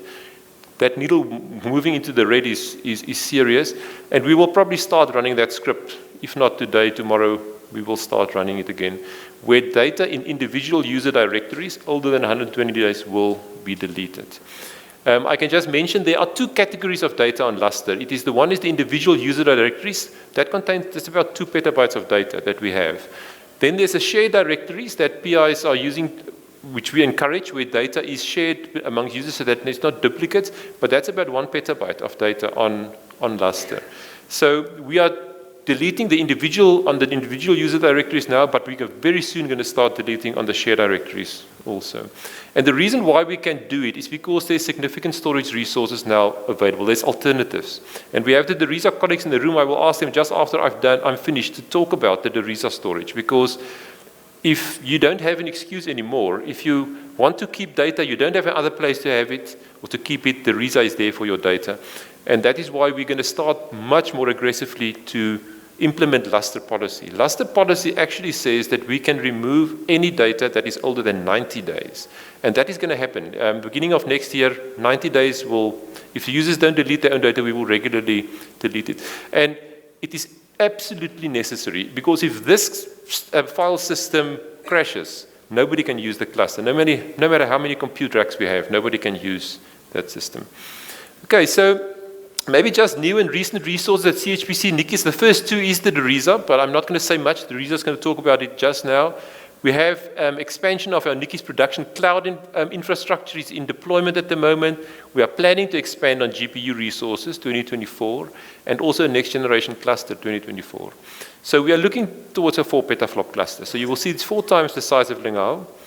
The procurement process is ongoing, so I cannot give you dates. So there's still the final check marks from our funders, but this is the plan, and that should give a significant boost to users. And then also we need to mention that the on-site infrastructure, I mean, we had to put down a second 1 megawatt generator that is in use, and then also things like the data center, the cooling infrastructure, the chillers and so on, we need to upgrade these as well. So these are also things that are in the pipeline. Okay, then in terms of the CHPC employees, we have a number of them in the room. I don't know, maybe they can stand up quickly. CHPC people, just stand up quickly. So this is Kevin Colville, and Charles Crosby, and Anton Lopez, and Leglonolo Mongalo, Nomli Mfupi, Nkwe Monama, Eric Mbele in front, Temba Glatswaya, Dora Tobia. Dora is our technical manager. She and her team make sure this cluster remains up and running. Benjamin Bosch, And then Sam Mateka, and at the back, Mervyn Christoffels, the director of CHPC. I mean, these people are all in the room. We are all working together to support you, and therefore they're also available for answering of questions today. So the team consists of this: the support scientists, engineers, the research supporters, those domains we have dedicated people to support, the technical support, the technical team, Dora's team looking after all the infrastructure. We've got an advanced computer engineering laboratory that looks at technology evaluations and so on. They are mostly involved in the student cluster competition. And then I always have this fourth bullet, the trainers. We don't have dedicated or only trainers at the CHPC. They come from all of the above. All of the above are also fulfilling a role of training.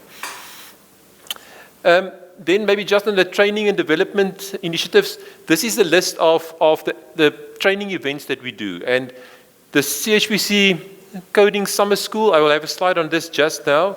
The CHPC Winter School in Practical HPC, the HPC Ecosystems Project where we provision hardware into Africa. This is part of there's lots of training initiatives going in. And then domain-specific workshops, like the workshops we had here for Medea and Material Studio, where we look at specific domains to host those things, also at the CHPC National Conference. So I'm just going to ask two colleagues quickly to say more about the Coding Summer School and the Winter School in Practical HPC. Maybe the first one is the Coding Summer School. So we have two individuals. Benjamin Bosch is leading or coordinating the Coding Summer School. Benjamin, this is closing. The registrations for this opened already for July, I think. It's closing. Maybe just give the audience a bit of a background for those that are not sure what the Coding Summer School is all about and why it's important for CHPC. Thank you. Yeah, so the Coding Summer School, this is the 14th summer school we'll have starting early next year. So we had about 800 students that have participated earlier this year. It was also beginning of February this year. So next year we're looking at close to 1,000 students. So this is a hybrid event where we have institutes, all of South African universities are collaborating to be part of the summer school. It happens again beginning of February for 2 weeks. It's a coding summer school. For the first week, we train researchers across South Africa the basics of Python, focusing on data science for the first week. And the second week is more advanced topics and applications that students in various domains can learn on. So it's many students come back to the coding summer school just to learn new techniques and just to collaborate with others. So it's very useful just to collaborate with other universities. And again, we have all the universities across South Africa collaborating, and we're looking forward to having more people join. Yeah, thank you very much, Benjamin. We found this model to be very effective, where you have a hybrid. I think you mentioned it now. We have already 1,000 applications for this year, and it sounds a lot, but all of them are going to be part of I think, a very well-developed program of skills development. So thank you for this.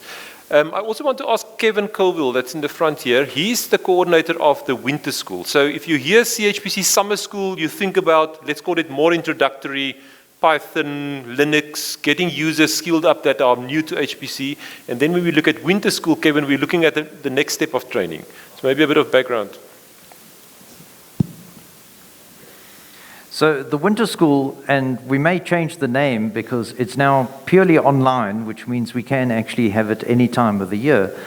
It's a practical course that focuses on getting our users, but also users with other HPC systems, to turn their workflows into job scripts. So it's aimed very much at getting people introduced to the hardware and software systems on our cluster, getting familiar with the command line in our environment, then writing job scripts, and particularly looking at some of the advanced of job scripts. And then moving further than that, topics that we find that really a lot of our users need some help with are things like fixing errors, installing their own software, and mostly the core, though, is focusing on turning those workflows, your application that you may be used to doing in a graphical user interface, into a non-interactive job script, which you can then run on the cluster. And then the second important topic is scaling. You want to use our cluster effectively. 2 reasons: you don't want to wait as long, and second thing is you don't want to waste resources. Well, that's more our point of view. But anyway, so those are the two key topics of the CHPC Winter School. And the structure is 1 to 2 weeks of supervised learning plus an additional week to complete the assignments, all online. Yeah, thank you, Kevin. So think about the summer school as starting maybe for introductory, the winter school as the next step. And we encourage users to make use of these. We announced this on our mailing lists. So I'm getting to the last slide. I'm not going to say much. These are just topics, and we're going to discuss it. I'm first going to ask the RISA colleagues to present, but just the topics are, and I've got more slides on some of these topics if we need to discuss it a bit more, but these are the kind of things that users need. I mean, the practical knowledge of what we want to, or what you want to do, or how you want to use the CHPC. I mean, there's a number of links.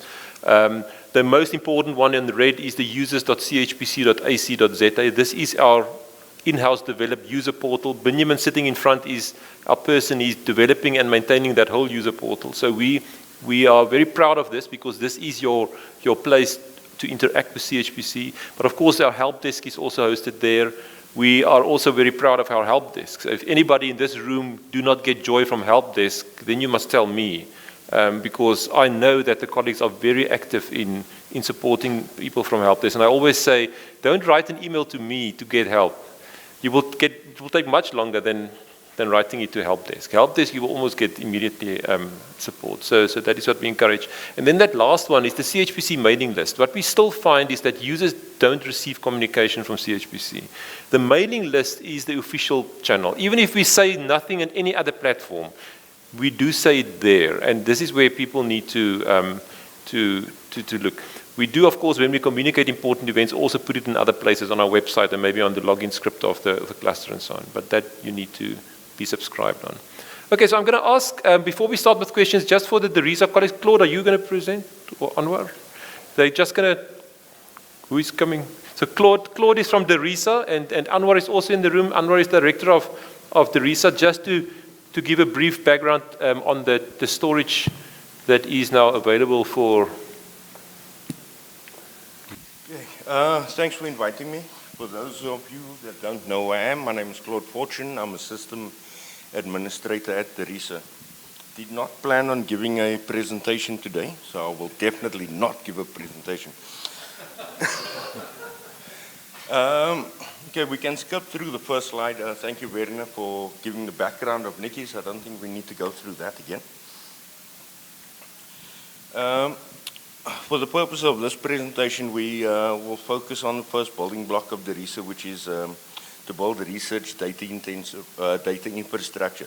So we'll focus specifically on our hot storage and cold storage, which is the 8 petabyte hot storage and the 20 petabyte tape storage, which has recently come online and is currently available for all users at CHPC with access to the DTN and Luster. So we have a list of additional services that we offer on the RISA platform. So we'll start off with the data management planning tool, and then we've got the data deposit tool, DShare, minting DOI, and DPreserve. So as I previously mentioned, we do have the data deposit tool, which is connected to both the hot and cold storage. We'll spend a little time on the data deposit tool. Where we have, so all services available from the RISA are through our service.risa.ac.za platform. It's a single sign-on platform with all our services would require just for users to log on once, and everything that we have in our catalog will be available and you're already authenticated. So what we do have online right now is our data deposit tool. So the data deposit tool, it's more geared up to what we call small users. And once you sign up to the RISA, you get access to the data deposit tool and 100 gigs worth of storage. So for most users over here, that will not be suffice. And I wouldn't recommend most users of this platform use it to upload the data. It's extremely slow, but it is extremely helpful in managing your collections. It's a web interface to any data that you shove in via Lustre. So it allows you to create templates, apply metadata templates, custom templates, and easily search through your data. We just got a quick view of what the tool actually looks like. We mentioned the data management planning tool. So this is a requirement for using the long-term archive because we like to get an idea of the data lifecycle, if there's a retirement plan, how long the data is going to be kept, because what we don't want to do is turn this thing into a long-term parking lot where people have got forgotten data.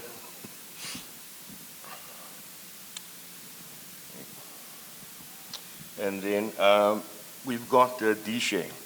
So D-Share is similar to our data deposit tool, with the only difference being D-Share is more catered up to data that's been published and data that will not change. So our data deposit tool allows you to easily share data sets with other users. It's for Science in Motion, not D-Share. Is for data that's been published and will not change. So this is actually where our DOI service will plug in directly. The DOI service will not be available directly on the data deposit tool. It will be available through the D-Share. So we currently have a data site service for minting DOIs. We are being pushed to using a service from CETA, which is Masadi. The only difference between the two is with the current data site service it's paid for, and we are limited to creating DOIs which are only stored at the RISA. With the Masadi service, your data set could live elsewhere in the world, and you'd be able to mint a DOI for that data set. And I think we've come to the end. Thank you. I hope I didn't bore you guys too much. Thank you, Claude. And I think the important thing for the users to recognize is, if you've got data now on Lustre, you have other places to go. Now, I've asked Charles, don't walk away. I've asked Charles because Charles has been the person that has been managing and monitoring the Lustre usage quite a bit. He's very much involved he was involved up until now and still is in testing the DERISA services, how it will be experienced from a user perspective. And he will give a few practical comments of what the storage means for the users and what you need to think about when you want to use it. Thanks, okay, Charles. so the way I want to do this is I want to do an FAQ session. So I'm asking the questions, you're giving the answers. You, Claude. Okay. From the perspective of a CHPC user who's got 5 terabytes of data, what does he do? Or she? They? So you'd go through the process of registering on our platform. One of the tools on our platform is a storage request form. You'd then have to fill in, some visuals would probably be a little helpful here. But you'd then apply for additional storage. Supply motivation, and you decide where you actually need that data to live, on hot storage or cold storage.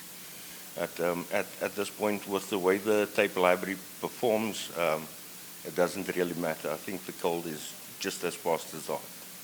Okay, that's good to know. Does every individual user have access to this, or should a research group work through a research group data manager? That would be preferable. So you could apply as a single user, but I think specifically for our tape archive, we do have a process where we prefer PI, make the application, and then add details for a secondary data manager or custodian. Thanks, Claude. I saw Anwar wanted to add something to that.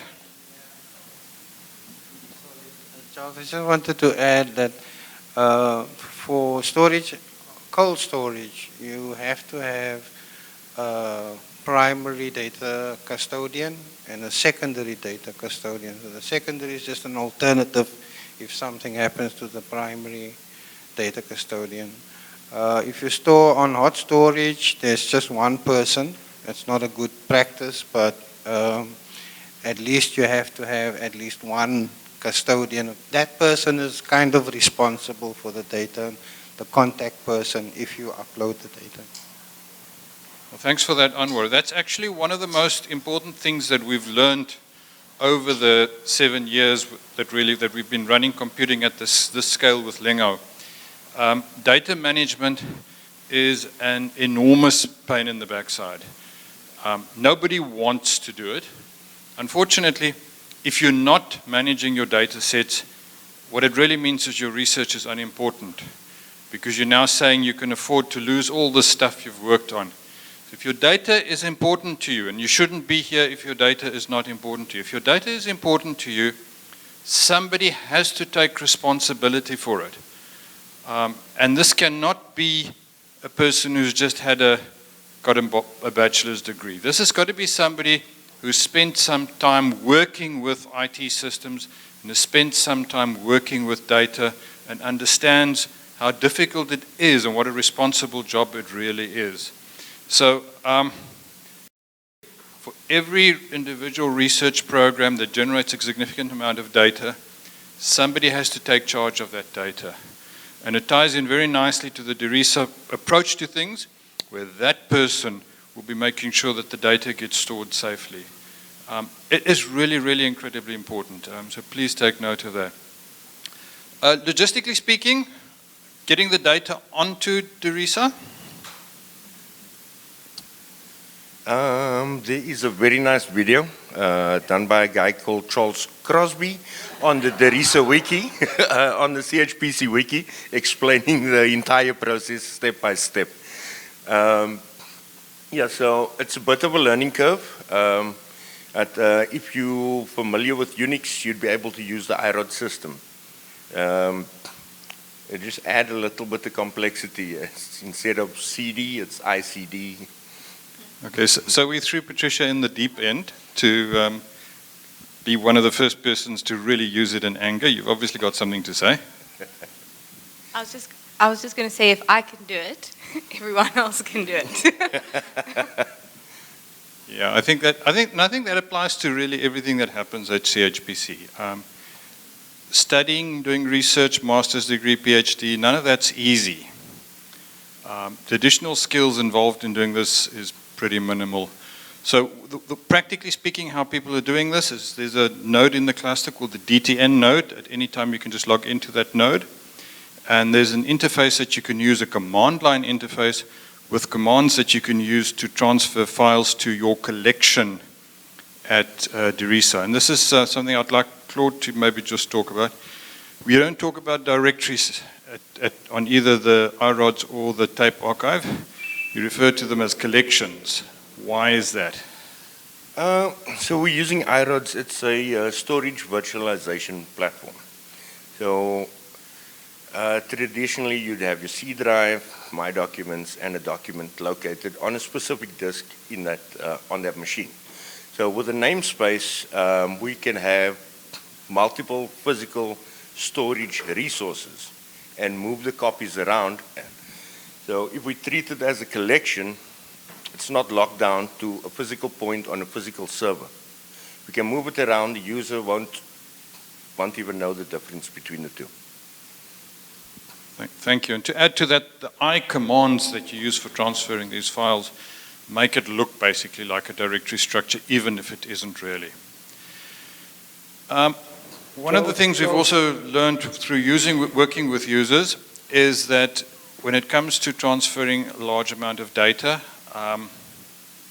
there's something to be said for Globus, which has got a web interface and a command line interface for basically programming a transfer of data. So you've got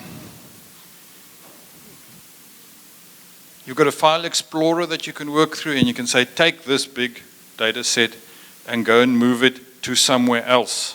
So this works for on and off the cluster. The DTN node on the cluster is a Globus endpoint, and then it can go to any other endpoint, and your laptop can be an endpoint. Now, being able to do this with the Derisa storage would be a tremendous advantage. And I know this is in the works. Can you just give us an update on that? Yes, we are piloting the program. It's very new. There's not much help from Globus on this, but we've got it working to a point where we can get data out. We're just trying to fix the bugs of getting data in, but it's a value add we're looking to be able to bring to the table in the first quarter of next year. Yes, the LTA is there for at least 10 years.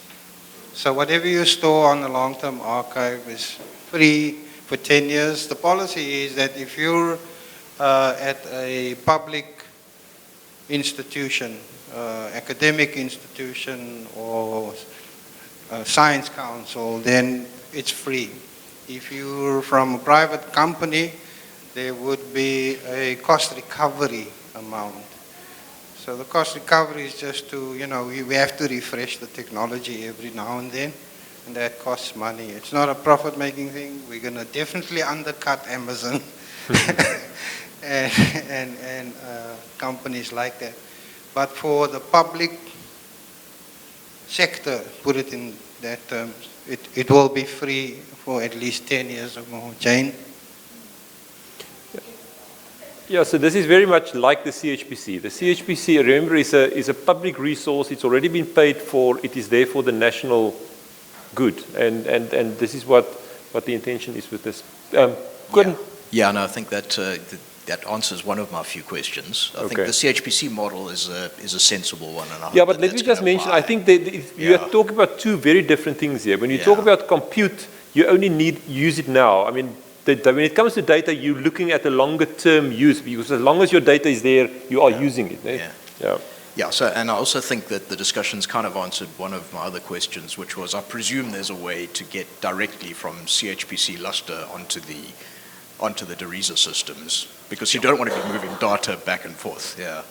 This is where we think ahead of you, and that's why the video is there showing you how to do it. Remember, I'm kind of dumb, so. No, this is the I command on the DTN node. So you've got basically you've got a 10 gigabits connection between DTN and iROD, and provided you've got large data files, that's the speed it goes at. Right. And it's pretty safe, because when they say 8 petabytes of iROD, that's actually a redundant array in Cape Town, and it's got a completely redundant version in Pretoria. Is that right, Anwar? So it's geographically backed up as well. So if we get a tsunami, it's not going to disappear in Pretoria. Right. The CHPC will, but your data will be okay. Not if it's on Luster. But it's done directly, basically straightforward from iROD. It's primitive, and you've got to be careful that you do things right, because you're basically using Unix command with an I prepended to it. Right. So if you say IRM when you say RM when you really wanted to say IRM, you've just wiped it off. Remove your local data. Yeah. Yes. So it's important to do it right. So it's probably worth scripting. Scripting, exactly. Yeah. But then it would also be great if we can get the Globus version of this working as well, because it'll bring an additional layer of what you can do. Cool. Okay. And then, just one last question, based on what Claude was saying, a bit about collections and sort of how you have to essentially apply for data storage in each case. I can definitely see how that would be very practical for research programs generating single, kind of once-off very large data sets, like maybe the weather modeling guys or something. But I know in a lot of our research, we generate quite a lot of data, but it's actually in quite small little sub-projects. So is that going to become a bottleneck if we have to sort of start filling out paperwork every time we have a little 5 gig data set? No, I think if I can answer that on your behalf, Claude, you're applying for storage. You're basically going to give them a size that you need, and if you need more, you will have to ask for it. Is that right? Something that I started saying, and we went down a different track, so we didn't get to that, is the transfer rate when you're dealing with nice big NetCDF files is fast. You're basically getting network speed. When you start doing 6 million open foam, we zip everything before we move it. Processor directories, that is actually insanely slow. Of course, it's insanely slow on Luster as well. No, sure. And I think I think we understand that in terms of the practicalities of moving it around. I just wanted to understand how the sort of administrative framework was going to work around that. So, I don't know if you've got any comments. That actually touches something else, which is that this is also a good platform for sharing. So if you're working with the guys at Syntif, you can upload to iRod, and then using the data deposit tool, you can set the metadata and the permissions of that collection, and you can share it with the guys in Syntif, and they can get in and download it from there. So it's a potentially very, very valuable function. So I think there are two questions over on this side, but we've had one here for a while. Thank you. But fortunately, I think my question has already been answered. I just wanted to get clarity on your backup strategy, because I kept on hearing you saying that you should be responsible for your own data, make sure it's safe. So I wanted to find out if you do have a backup strategy, but I think I got the answer that you do have a couple of redundancies. Thank you. So I think that's almost down to a question of definition. These two systems are data storage systems. You cannot work off them, but the data is basically as safe as you can realistically get it there because of the redundancies. I don't know what you do with the tape. If you lose the tape, you lose the tape, right? We actually do have some redundancy on tape. Okay, thanks for that. So there is some redundancy on tape as well. But that's different from Luster, because Luster is not a data storage. Luster is a working space. And this is the difficulty that we've had in all this time before we've been able to get backed up storage, because it's a huge thing backing up storage at this scale. Is Luster's not made for this? Maybe just to add, the iRod storage, the 8 petabytes iRod storage, that's for data on the move. So you're sharing it and you're using it in your research, and you want to get at it quickly and that sort of thing. The LTA is a museum.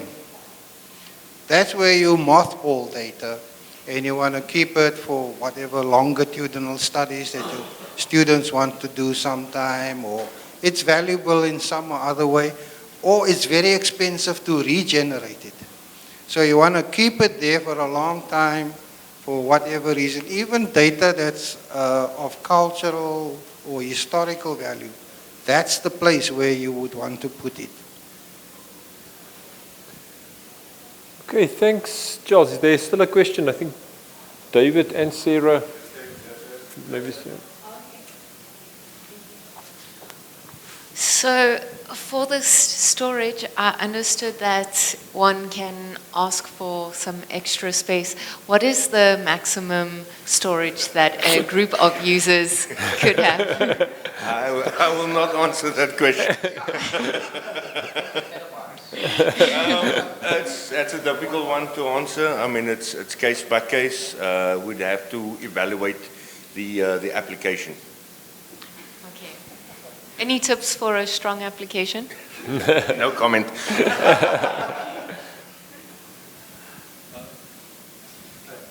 So let's get Eric on. All right. Actually, my question was going to be similar to the question that was asked. I was going to ask the restrictions. What are the restrictions for users? Because if you look at Luster right now, 4 petabyte, and it's full already. Let's say, for argument's sake, all the users get access to the long-term storage. So that means 4 petabyte gone already. It's there. 20 petabyte is nothing. Look at next year, Chpc gets a 4 petaflop system, and then it's going to reproduce data at the highest rate. So when users, I think they need to know the restrictions. It's going to be permanent data sitting there for 10 years, 20 petabyte. We need to know the restriction upfront. Yeah, I can't put values on it because I don't have that information. What we do intend doing is having a review process. So on hard data, I think it's a maximum of 3-year cycle where your case will be reviewed. on an ongoing basis, and I think we've got a similar plan for the LTA. It's, your data might be valid now for the next 5 years. In 6 years' time, it might not be. So we plan on trying to revisit, to uncover the rocks. And so there'll be a time where you come back to the user and say, please delete your data. Anwar wants to say something there. It's not random. We have had quite a lot of discussions over the last 2 years to draw up a policy for this. And one of the things in the policy is every research program that gets access to a large amount of storage space on this has to submit a data management plan. And one of the stipulations of that data management plan is a plan for retiring the data. Yeah, that's exactly what I wanted to highlight. The important thing is we would like to avoid people using this to store their favorite movies. It's research data. So we kind of have to draw the line somewhere. If you want to keep your photos, that's not the place for it. Unless your photos have research value. So, it's that kind of restriction or criteria. So this dovetails precisely into my question, which is something that's of an undeniably academic nature, is that of Pornhub. I mean, Sci-Hub. And wouldn't this be a good place for a mirror for Sci-Hub? Well, it's difficult. We would like to not open up boxes and see what's inside the data. And we respect the privacy. In fact, one of the criteria also is that whatever data you store should not contain personal information as defined by POPI. That opens up a big can of worms. So if you do have that, we will trust you. If you say, I don't have that kind of data, and I don't have nude girls' photos in my data set. Yeah. Is scientific journal. Yes, yeah. And the thing about the thing about the LTA is that there will be a DOI handle allocated to whatever you store there. So whatever you publish, you can refer that, your data source, to, it's there. That kind of thing. So it will have that kind of... Okay, I think maybe you can of course still ask questions about the storage. I think it is just important maybe for the remainder of the time to open the floor to any topic. I mean, the two main messages we wanted to bring today was, of course, yes, we have the cluster back, we've got power, and the other one is the storage, data storage opportunity. So remember, this is new. This is something that we've been testing it for some time, but we have not even officially announced it on emails. I mean, this is something that is really new, and there will be a process of even assisting the RISA to improve on this, because we are starting, as user queries comes in, as it's being used, it should improve. And the important message is just, you have a place to put your data. And if it takes a bit of effort to manage your data or to figure out the process of how to move the data, take that effort, but because you have the opportunity. And because that opportunity exists, luster management will be much more strict going forward. But any other questions? I can maybe just on the screen, I mean, I put the link to the wiki. There's another question there. A wiki.chpc.ac.za. That is where if you want to ask a question on help desk, and you've not yet looked on wiki, you are doing the wrong thing. Start looking at CHPC wiki. You will be amazed about how many technical info there is if you've not used it before. Because what people like Charles and Anton and the research support people do, if a question is asked enough times on help desk, the question is basically addressed on wiki. And for example, the RISA storage, if you search for it on wiki, you will find Charles's video on how to do this, and many other kind of videos and text. And what I can just mention about luster is that we might have even a smaller luster on the new cluster. Don't think because we're having a big, faster cluster we will have, because our luster is actually a bit too large. Because if people want to use only the active data for their research, we might end up with a 1 petabyte luster. So I'm just putting it out there. Remember, Luster is an active working space, so I'm not sure yet how it will be provisioned on the new cluster, but don't expect suddenly a 10 petabyte Luster. I mean, it's not going to happen. So I think going forward, referring to the keynote speech this morning by Scott about really working with data in transit effectively. It's early days for us, we don't work at that scale. But ultimately, things will also work like that everywhere. So it's we'll be studying ADIOS and trying to figure out how we implement that kind of utility here. And I think more advanced users, and any user who generates a lot of data becomes an advanced user. We've got to start thinking along those terms as well. So yeah, the floor is open for any topic of discussion or question or so. I cannot imagine that there's no users that is frustrated by something and they don't want to ask the question. Krishna. So, okay, so of course, the materials and chemistry people, as we've seen, is the largest users there, right? So, I notice often it's Accelerus that sits queuing for quite a long time. So is anything going to be done to try and resolve that issue? So what in your opinion is the problem? Is it too many users? For one, but it's also the fact that the wall time is set quite high, right? That 96-hour wall time is causing the problem. Say again? The 96-hour wall time is one of the bigger issues. Is it too long or too short? It's too long. That's why jobs take so long to get in. Okay, so maybe we should just explain, and you can help me, Krishna and Anton. I mean, when it comes to Accelerus or the Material Studio queue, it is from a cluster perspective, it's actually treated as one user. So, but maybe Ingwe, you can, before I say something wrong, do you want to maybe explain something on the wall times on the Accelerus queue? Yes. So what is happening is we are trying to cater for each and every job. So with the interface for Material Studio, you don't have a place where you can put in your wall time. So now, to cater for all these jobs, we decided to go for 96.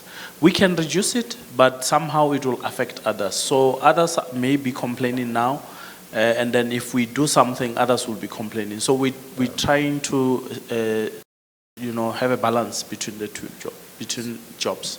Yeah. So that's where the issue is. And then another thing is that because it's running under one user, that's the issue becomes fair share. So now when you use the system more, your chances of your jobs going through become slimmer and slimmer. So now, because this application is running only under one user, that's where the second issue comes, that jobs will not go through, because now you are the fair share of the whole system is based on users, not on any other thing. Yeah, but maybe there's something that can be done. We can investigate further. So I think this is our biggest constraint, is the Accelerus queue is treated as if it's a single user, and that wall time applies to all. So we can make it shorter or longer, but then it applies to all jobs. That's unfortunately a restriction that comes from the vendor. I mean, this is just the way it is set up. Okay, so now that was from the material side. Now, from the chemistry side, I know Schrödinger has option to actually do the same thing, where you do everything through the interface and you submit jobs. So when do you all think you all will implement that? To what? To do what? To actually submit the jobs from the Maestro interface straight to the cluster, and then the information just comes Are you back. saying it's not possible at the moment? No, it is. That's what I'm just asking. You say it's possible, but it's not possible at CHPC? It hasn't been done yet on the CHPC side. Okay, my question is, can it be done? Yeah, I'm sure. Okay. Why haven't you done it? Why haven't you done it, Krishna? No, but let's discuss, Krishna. I wasn't aware. I was on, with PBS and Material Studio, 96-hour wall time, but for specific jobs, if one knows how long they might be, on ad hoc basis, a user can request that we change their wall time, reduce it. On Accelerus as well? Well, yes, you'd have to know which job it is on the queue, not just the Material Studio, its own name for the job. But you can easily find that, and then that could be... You can extend or... You could reduce the wall time so it could start sooner. Okay. The fair share makes things tricky. I don't know whether, what we can learn about that and anything. But I think it's important in general when it comes to wall times for people to understand the implications of if you set a wall time for your job that you're submitting that is way longer than what your job actually will take, it will just take longer for your job to get running if the queues are already filled up, because it needs to wait for resources that will be available for that long. So the shorter you make your wall time, the quicker your job will come into the queue. And I think the important thing is also don't have a problem at CHPC that if you've submitted a particular job and you now see what is going to run out of wall time, we can dynamically set. So Ingwe there can set for that job. So you want to add another 24 hours or 48 hours. We can do that, but we just do it with the provisioning. We do it if the cluster is not oversubscribed. So I'm talking more about our normal queue settings, because the reason for a wall time in the first place is to make use of the cluster fair to everybody, so that one person don't submit a job that runs for a month. That is the reason. That's why we always emphasize checkpointing, so that you can restart.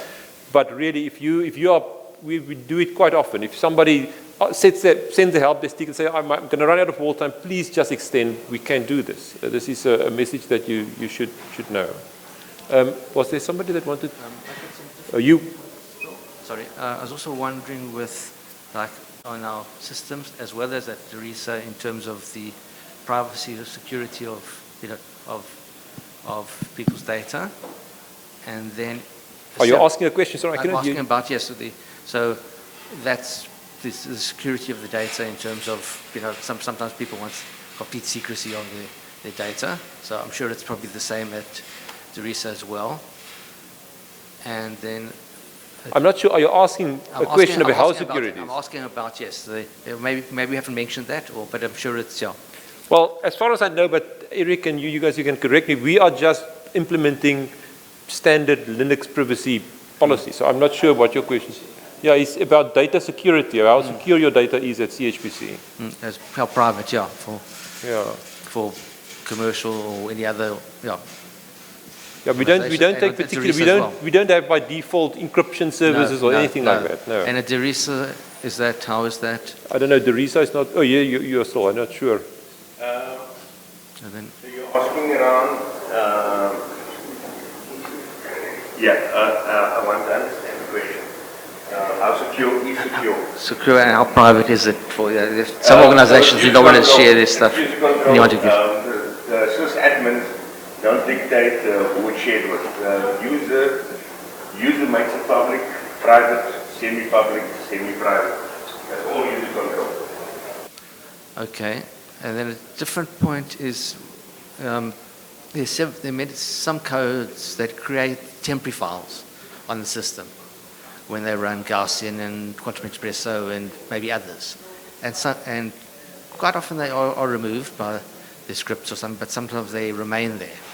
And that increases the number of files and the amount of storage used as well. Thus, it doesn't like lots of small files, and also, so it would be good if people can actually keep a watch and see what on those type of files too, and delete them when if they really don't need them.